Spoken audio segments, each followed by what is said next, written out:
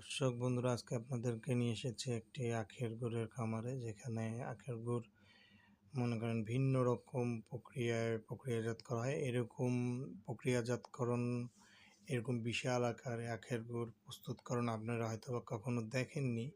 এই জন্য আপনাদের দেখার সাথে ভিন্ন একটি অভিজ্ঞতার সাথে আপনাদেরকে এখানে নিয়ে এসেছি। বন্ধুগণ, আপনাদের জন্য কত কষ্ট করে আমরা ভিডিও বানাই, এত কষ্ট করে আপনারা ভিডিওতে লাভ, সাবস্ক্রাইব, লাইক কিছুই দেন না। আপনারা যদি চান এরকম আরও ভিডিও বানাই, তাহলে অবশ্যই সাবস্ক্রাইব করে পাশে থাকবেন। দেখতে পাচ্ছেন আপনারা কীরকম কত বড় একটি প্রক্রিয়ার মাধ্যমে যাচ্ছে। দেখেন, এখানে আখের রসগুলো এখানে জমাট হয়, এখানে স্টোর করে তারপরে এখান দিয়ে এই নলের মাধ্যমে গিয়ে, লাইনের মাধ্যমে গিয়ে এই যে বিশাল আকারের চৌবাচ্চা, এই চৌবাচ্চার মাঝে গিয়ে যে আখের রসগুলো হয়, তারপরে এর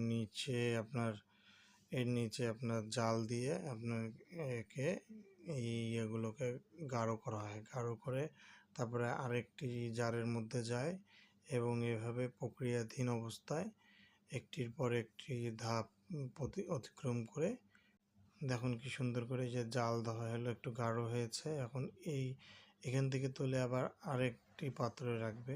প্রথমে একটু ছেঁকে নিচ্ছে, তারপর আরেকটি পাত্রে রাখবে এবং ওখান থেকে ফাইনালি গুড় হওয়ার জন্য মনে করেন যে আরেকবার জাল দেওয়া হবে এবং তারপরে ঠান্ডা করবে। ঠান্ডা করে তারপরে আপনার বিভিন্ন রকম আকারে শেপ দিয়ে সেই গুড় প্রস্তুত হবে। দেখেন কীরকম করে একদম ফাইনাল স্টেজে এসেছে।